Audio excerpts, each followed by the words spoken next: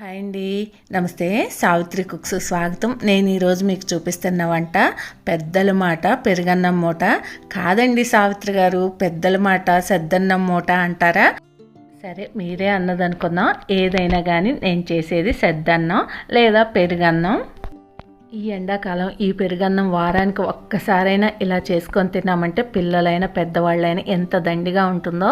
మధ్యాహ్నం అన్నం తినకపోయినా కూడా మనకు హాయిగా ఉంటుంది, ఆకలే వేయదు.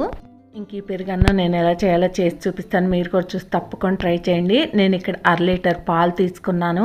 ఈ పాలను కాచి ఆరబెట్టేసాను గోరువెచ్చగా ఉండేలాగా. ఇందులో మీరు వద్దు అనుకుంటే ఈ మేగడ తీసేసుకోండి, లేకపోతే ఈ పాలల్లో కలిపేసుకోండి. పిల్లలకు పెడుతున్నాము అనుకుంటే వాళ్ళకి కమ్మగా ఉంటుంది అలా మేగడ కూడా పాలల్లో కలిపేస్తే. నేను ఇక్కడ ఒక 100 గ్రాముల రైస్ వండి తీసుకున్నాను. కొంచెం మెత్తగానే వండుకోండి, మరీ పలుగ్గా వండుకోకుండా. పెరుగన్నానికి కొంచెం మెత్తగా ఉంటేనే బాగుంటుంది. ఇంకెలా ఒక స్పూన్ తోటి కానీ గెరెట్తో కానీ కొంచెం ఇలా ఎనిపినట్టు అనండి, కొంచెం మెత్తగా అవుతుంది. వేడి మీద ఎనిపితే మనం రేపు పొద్దున్న తినేది కాబట్టి అప్పటికప్పుడు ఫ్రెష్గా వండే వేసుకోండి.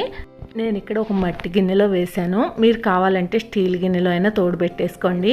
ఇంక ఇప్పుడు మనం కాచి ఉంచుకున్న పాలను వేసేసుకొని ఒక్కసారి అంతా బాగా స్పూన్తో అన్నం అంతా కూడా కలిసేలాగా ఇలా కలుపుకోండి.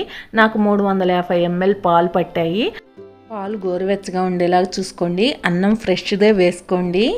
ఇంకా మీకు పెరుగన్నం అనుకనుగ్గానే కావాలి తెల్లారేసరికి అనుకుంటే ఆ 150 ml పాలు కూడా వేసేసుకోవచ్చు. ఇక్కడ నేను 2 టేబుల్ స్పూన్లు పెరుగు తీసుకున్నాను. అందులో 1 టేబుల్ స్పూన్ పంచదార, 1/2 టీ స్పూన్ వరకు ఉప్పు పడుతుంది.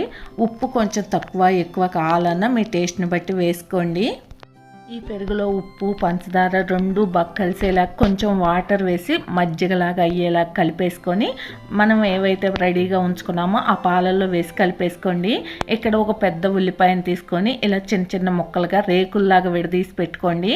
అలాగే ఒక చిన్న పచ్చిమిర్చిని సన్నటి ముక్కలుగా కట్ చేసుకోండి. 2 టేబుల్ స్పూన్లు క్యారెట్ తురుము వేసుకోండి. ఈ ఉల్లిపాయలు పచ్చిమిరపకాయలు క్యారెట్ తురుము అన్నీ కూడా ఈ పాలు రైస్లో వేసేసుకోండి. ఒక పచ్చిమిర్చిని కూడా అలా వేసేసుకోండి. చాలామంది పెరుగన్నం తింటూ పచ్చిమిర్చిని కొరుక్కొని తింటారు, ఇష్టమైతే మాత్రం అలా వేసుకోండి. అలాగే ఇందులో ఒక నిమ్మకాయ ముక్క, మనం పచ్చడి పెట్టుకుంటాం కదా, అలా నిమ్మకాయ ముక్క ఉంటే ఊరిన ముక్క కూడా పెట్టేసుకోండి. ఇంకా అదిరిపోతుంది. ఇంకా మూత పెట్టేసి నైట్ అంతా కూడా అలా వదిలేసేయండి.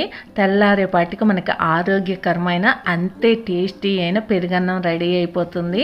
ఇలా చేసి పెట్టండి, పిల్లలు ఖచ్చితంగా వద్దనకుండా చక్కగా తినేస్తారు.